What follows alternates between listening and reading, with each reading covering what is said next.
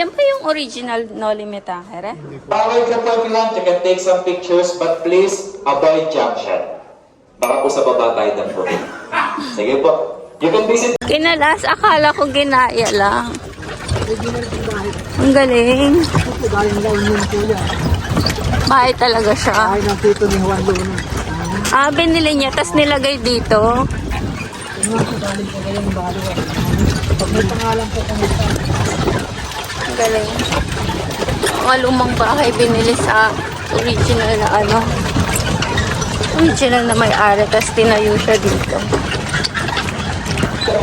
Dito sa resort, baka matakot yung iba, tatapating nyo na po kayo about sa mga multo. Meron po talaga, pero depende po sa tao. Parang eto na yung parang siyang registration hall dito sa Las Casas. Ang ganda nyo, parang for Santiago lang. Dyan yung area for payment sa second floor.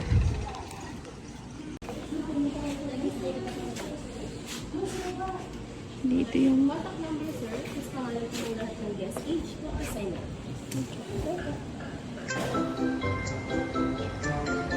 check-in.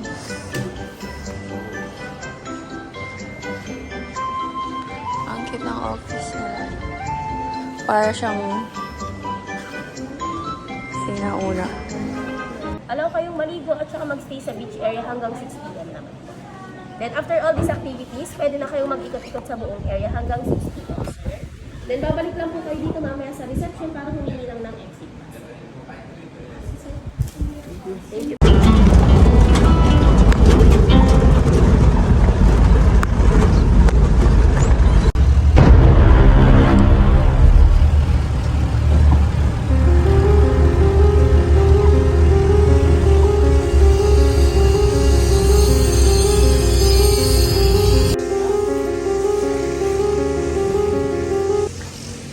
Ang galing ng pagkaka-construct nila, no?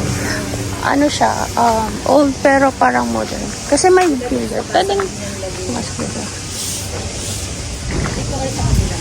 Alberto's house.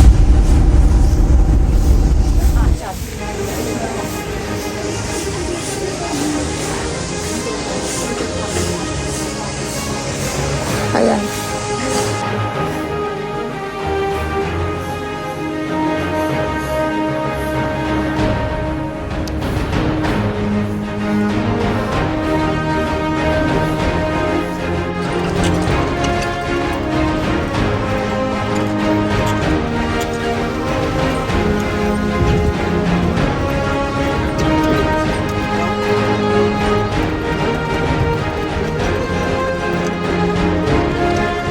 Kinalas, akala ko ginaya lang. Ang galing. Bahay talaga siya. Bahay ng tito ni Juan Luna. Ah, binili niya, tas nilagay dito. Pag may pangalan po kung isa. Ang galing. Mga lumang bahay binili sa original na ano. Original na may-ari, tas tinayo siya dito.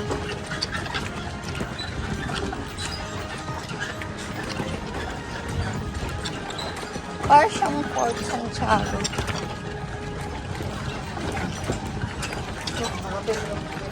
Pala yung mga hotel. Parang siyang ano.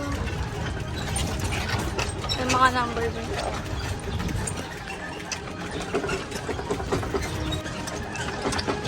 May mga hotel rooms.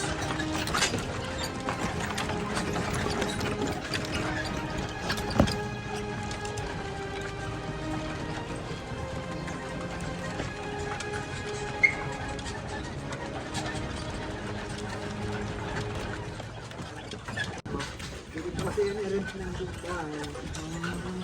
Ang galing. Pwede kang mag-rent ng ano. Full house dito kapag madami kayo. I-rent niya yung buong bahay na yan. Kasi yung 4 to 11K, no? Ito po yung bahay natin. Ah. 169,000 per month. Oh, bakit po? Yung buong bahay. Ah, yung buong bahay, 100 na. Ah, kasi marami siyang ano. Oh. Tsaka marami siyang room. Oh, ang laki ng bahay. 3-story siya. 11 bedrooms total. 11 bedrooms. 106,000 per day. One night lang siya. Para siyang ano, no? Grabe ang mahal. Pala nilang palasin ay hindi lang ayun, no? Isang buong bahay. O ikaw galing Pampanga daw po yung Candaba. Oo, original na ano, original house sa Pampanga, tapos nilipat siya dito. Ayan.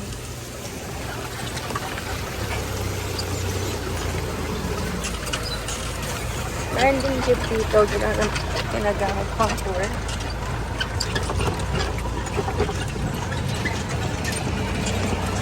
Sisihan.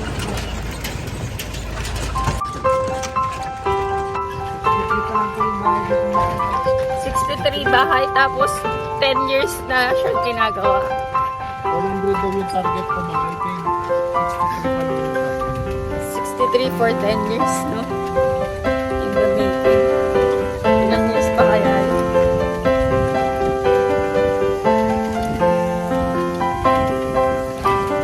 Kasi yung production na yan mo sir. 22 years na po ito na. Simula nung tinayo, 22 years na siya.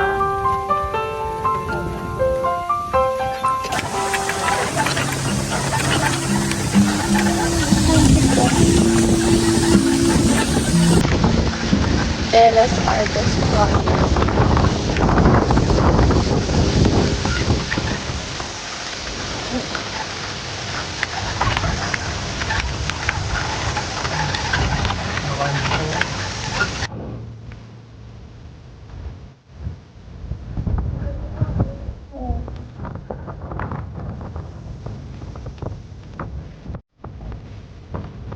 Ganon.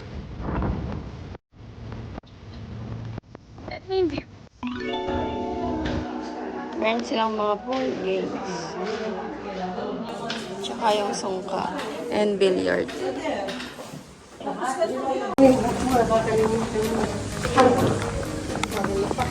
Sa lalaba siyang break time. Kaya revenue na rin po yung ibang umbrella. Hindi naman po, mainit po kasi para hindi po sayang yung puhunan sa likas papaya. Bata na po para lahat po, nagtatagalog o hindi? Hindi na yan.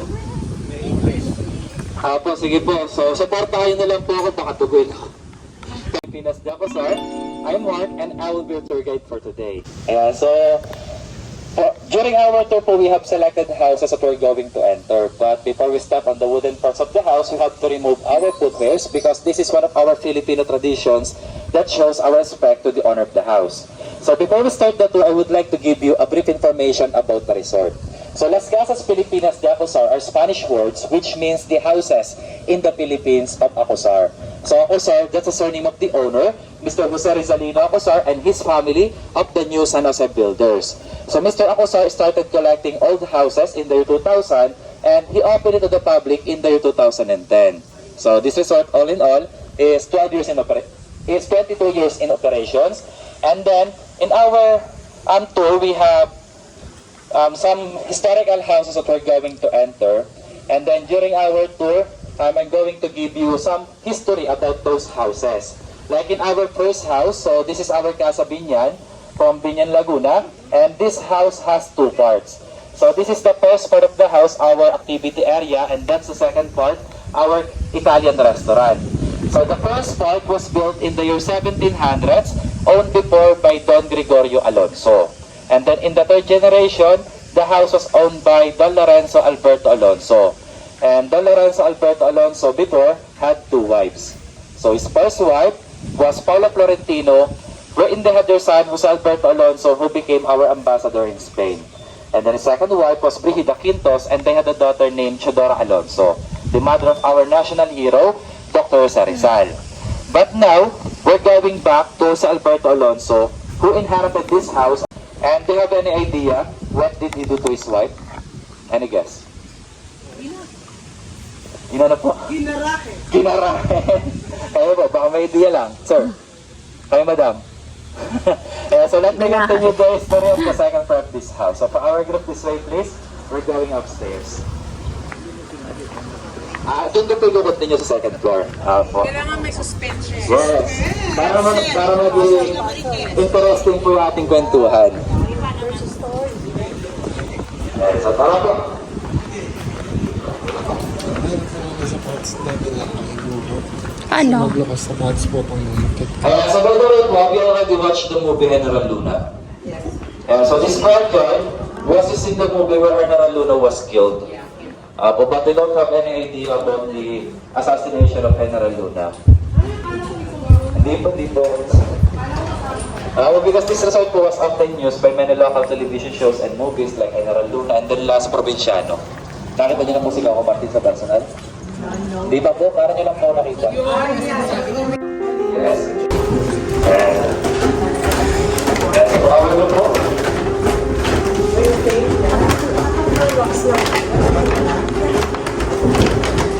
Okay. So all of the things gathered up here. So here we will meet the owner of this house. They're waiting here for so long.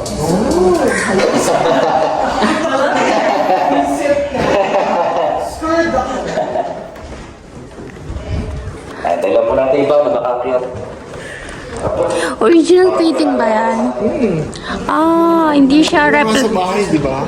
Hindi siya replica. Sana naman po, nasa inyo po kung kaya po sa akin. Galing. Ay, my God. Pero yung ibang guest po, talagang all the time nung nasa floor sila, talagang po nila.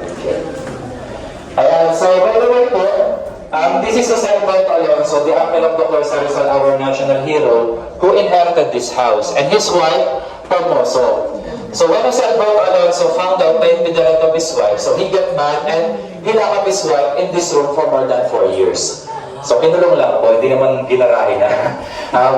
And the one who delivered her food every day was her sister-in-law, Chadora Alonso. But one day, Formosa wrote a letter saying that she was imprisoned by her husband in the room of their house and she accused Chadora Alonso of poisoning her. And she dropped the letter, one of the windows, and that letter was found by one civil guard and he gave it to their captain. And because during that time, Formosa's secret lover was... yes, before. Yes. So for our group of lunch, you can take some pictures, but please avoid jump shot.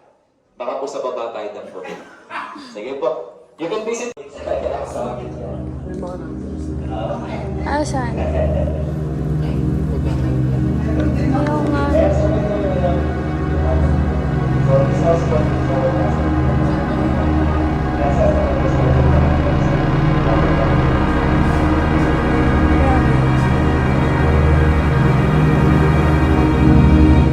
Dito po. Sa kwarto na po na ito mismo. Pero yung presensya niya po, hindi niyo na mararamdaman dito. Sa mga multo dito sa resort, baka matarot yung iba, tatapating nyo na po kayo about sa mga multo. Meron po talaga, pero depende po sa tao. Parang pinalik na tayo sa nakaraan. Kaya don't be scared. Ito yung bahay, original bahay Hindi nila. po ang naman. Grabe na preserve. So ngayon po, in our last house, I'm going to explain to you what's the purpose of this narrow pathway. Including yung pwede. Let's move to our next house. From Puerto, we will have last 20 houses. Grabe. Tantana ng mga paintings.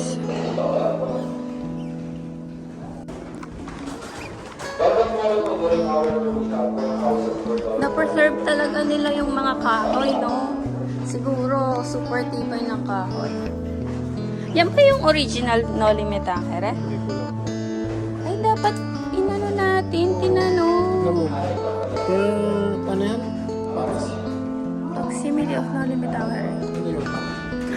Ito ata. Oh my gosh. Fan pa naman ako ng, Ganda ng sulat, no? fan ako ng, I know that you've been gone. You and me, we don't belong. It only makes me strong. After the blood run. Sa Second po, this is the Bulanda, this narrow pathway. So this is the passageway for the sign servants or for the anything signing you looked before. Because they're not allowed to walk inside. And the wind blows like you Isa have sa me may bara at ay Maraklad.